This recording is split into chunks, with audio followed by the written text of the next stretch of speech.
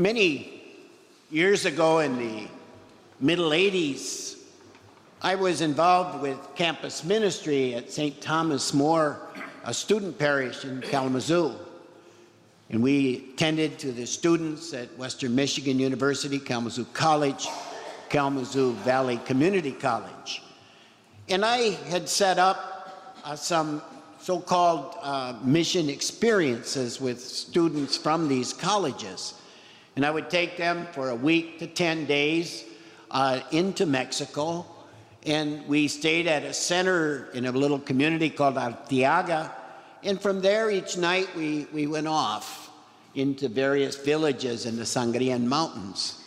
And it was a wonderful experience for the students to live a different culture and to experience also the struggles of poverty. And the students would take care of the kids when we got there, played games with them, did classes if you'd like, simple instruction. And I was there to take care of the sacramental needs. Never knew what I was going to encounter. I mean, I would get there and I would find out, okay, besides Mass, you have 3 baptisms, 1 marriage, a couple of quinceañeras, all at the same time. So I learned to carry about 6 rituals with me to be prepared. Well, this particular night, we had gone off to a village that was pretty high in the mountains and quite isolated. And we did our thing there, and we're on our way home, and we encountered a vicious storm, vicious rainstorm, heavy winds and blinding rain, and it was quite frightening to be up there. And I was the driver, and of course I have to take responsibility. I found myself, after 20 minutes, off the road. And then I couldn't even move. We were thick into mud. And there we were with nowhere to turn to.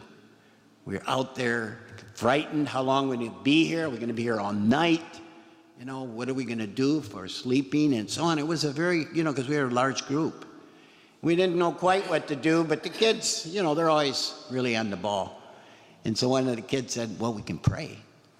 And I'm saying to myself, yeah, okay, yeah, we can do that. But we got out of the car and stayed in silence for a few minutes before we started to say our prayers. And as we were in the quiet, we heard some music. And so we looked towards where that music was, and we saw a dim light. Just a dim light. And we said to ourselves, maybe there's help there. So a few of us walked through the thick, sluggy mud, and finally reached the home with that little candle burning.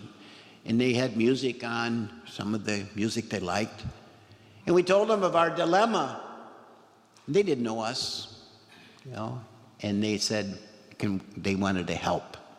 So they trudged through the mud. And in the mud and everything, we pushed, and mud is flying all over the place. We're a dirty mess. And eventually, we got the vehicle moving and got it on the road. And they wouldn't accept anything from us. We offered so many things, and they were just glad to be there. And I was thinking of that story in the context of the 2 readings today. How in the quiet for the prophet, in the quiet of the prophet, he experienced the presence of God. So did we. And in the gospel reading, the apostles found the presence of God through an outstretched hand. We found it through the outstretched hands of those wonderful people that helped us that night. And that is the beautiful mystery that we can experience. So we can experience God in the silence of our hearts. We can experience God in the storms of our life. In that first reading, as I said, the great prophet Elijah is hiding in a cave on this Mount Horeb, the same mountain, by the way, that Moses gave the 10 Commandments to the Israelites and also signed the covenant, if you wish, with the Lord. And he's on that mountain for a reason. Let's just simply say Elijah had a bad week. He was trying to work with these pagan prophets who were pushing their god Baal. And they were doing all kinds of things to get the Israelites to begin to worship a pagan god. And the prophet Elijah was really unhappy about this.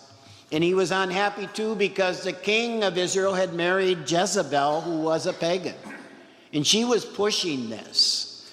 And so she and Elijah didn't have the best of relationships. And so a test was given, a sort of a high noon kind of a situation where the prophet Elijah said to the people, the prophets of pagan prophets, we'll put a sacrifice on this stand, and if your gods can light that sacrifice, we'll believe in your God. If my God can light that sacrifice, I want you to believe in my God. So they had this standoff. Well, Elijah's God won. And the fire was started, and it was a beautiful thing. And then right away afterwards, Queen Jezebel lost it. She was angry because some of the people were leaving the false prophets and coming to the prophet Elijah. And so she threatened and was working on having the prophet killed. And that's where the story begins today. Elijah is up on a mountain getting away because he was frightened, but he was also looking for the presence of God. And after all the extraordinary events he had witnessed, he needed to focus. He needed some peace. He needed an insight onto all that was happening. At first, what he encountered was, that we heard in that reading so beautifully presented to us, a violent wind, a crushing earthquake, a bright light. But it was only in the tiny whispering sound that he experienced the presence of God. All of us, I think, need to find that mountain where we can get away and experience the gentle whisper of God's presence among us. That certainly isn't easy in our everyday hustle and bustle of our modern day lives. I always remember my dear mother. She described to us in a later age where her place was for listening to the gentle breeze of God's presence. Some of you moms will relate to this, the bathroom. It was the one place, she told us, where she could go for a few minutes and get away from the 6 saintly kids that she was trying to raise. Amidst the winds and earthquakes and fire that seem to surround us every day, wouldn't it be wonderful to designate a time in our home when the television would be turned off, where the smartphone is silenced, and the computer is allowed to move into sleep mode? Wouldn't it be helpful to create a space in the house where a simple shrine could be set up and reserved only for family prayer in a spiritual timeout? We all need that timeout space where we can encounter the living God in the gentle breeze of quiet.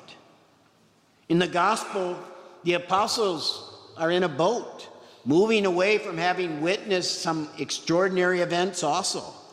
They had seen Jesus take some loaves of bread and some fish, multiply it, feed 5,000 men, and the gospel goes on, also children and women besides that. So he fed a lot of people. And they were astonished by this miracle. And if that wasn't enough, the excitement for one day, they were also now in a boat being tossed around in this violent storm, this unexpected storm. And to even top that, here comes Jesus walking on the water. On seeing Jesus, Peter jumps into the raging sea and begins to panic as the waves start overcoming him. And Jesus tells this impetuous Peter, "Take courage, it is I. Do not be afraid." The significance of this event of Jesus walking on the water is not because it's some magical thing he did. But there was a message in it. And that was that in Old Testament understanding, the sea was a place where the devil resided. They saw the sea as this dwelling place of evil spirits. God inhabited the heavens, humans inhabited the earth, and the devil and its minions habitated the sea. The sea can rise up without warning. It can flood towns and villages and send ships to a watery grave. Humankind was helpless before it and often suffered terribly from it. Psalm 65 verse 8 tells us only God can control the sea, control evil.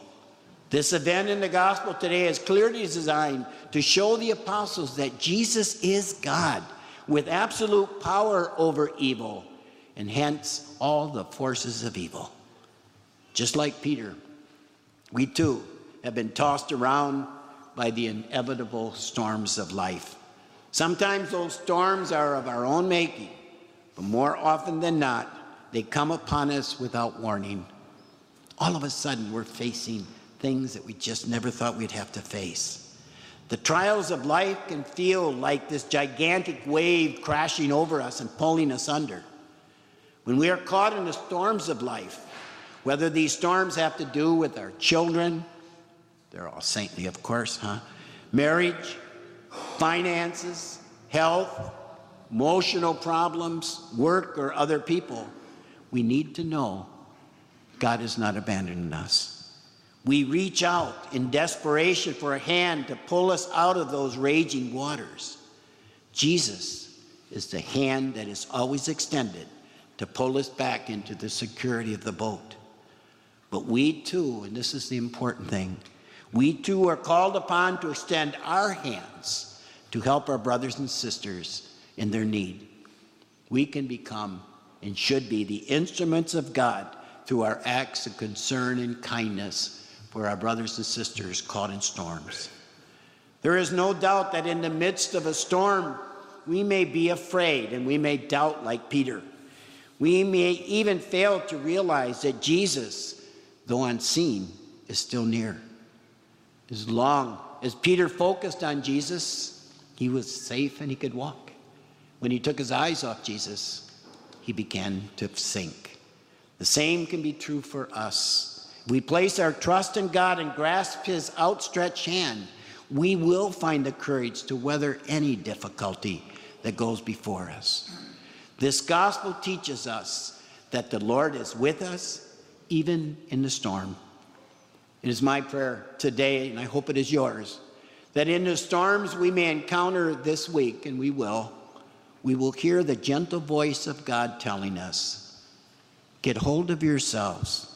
It is I. Do not be afraid. Take my hand.